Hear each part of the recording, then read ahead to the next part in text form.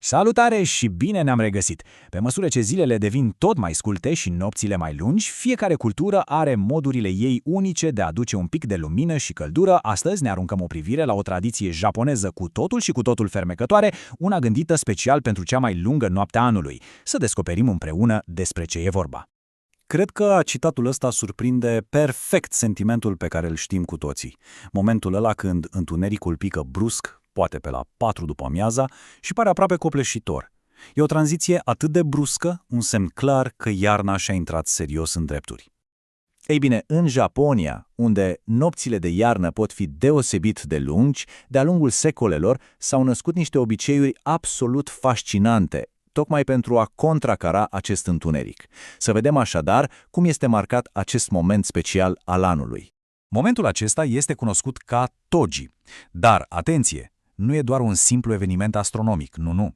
E un adevărat punct de cotitură cultural, un prag simbolic care marchează, pe de o parte, apogeul întunecului, dar și promisiunea plină de speranță că soarele va reveni.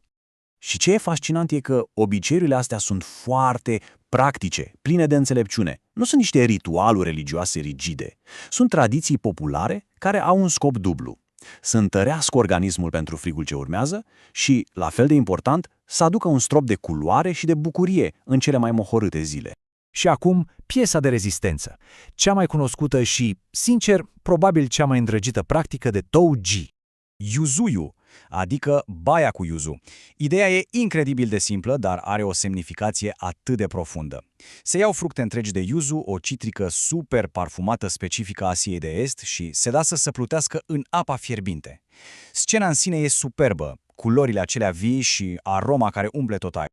Și tot procesul ăsta devine un fel de mic ritual de relaxare.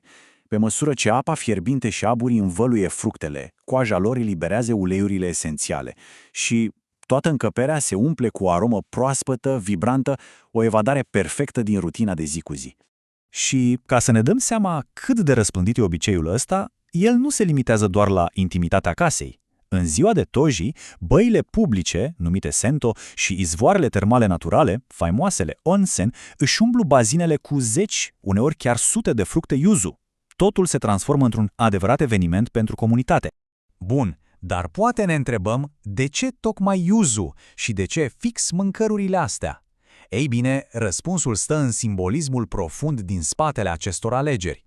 Ei bine, totul stă în simbolistica lui. Yuzu nu e doar un fruct parfumat, e un simbol al rezilienței. Faptul că acest copac face fructe în ciuda frigului este metafora perfectă pentru puterea umană de a îndura greutățile iernii și de a renaște, de a merge mai departe.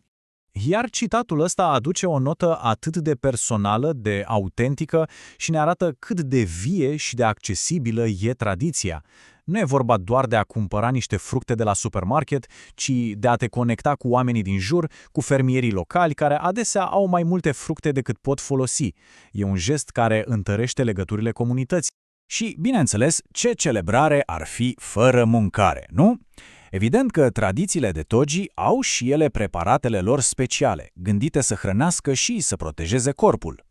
Logica din spatele meniului de solstițiu e la fel de simbolică. De exemplu, dovleacul kabocha, care rezistă foarte mult timp, simbolizează anduranța. Apoi avem coniacul, un fel de jeleu vegetal despre care se crede că purifică sistemul digestiv și îl pregătește pentru noul an. Iar itokoni este un preparat clasic, consistent, care combină dovleacul cu fasolea azuki. Foarte reconfortant.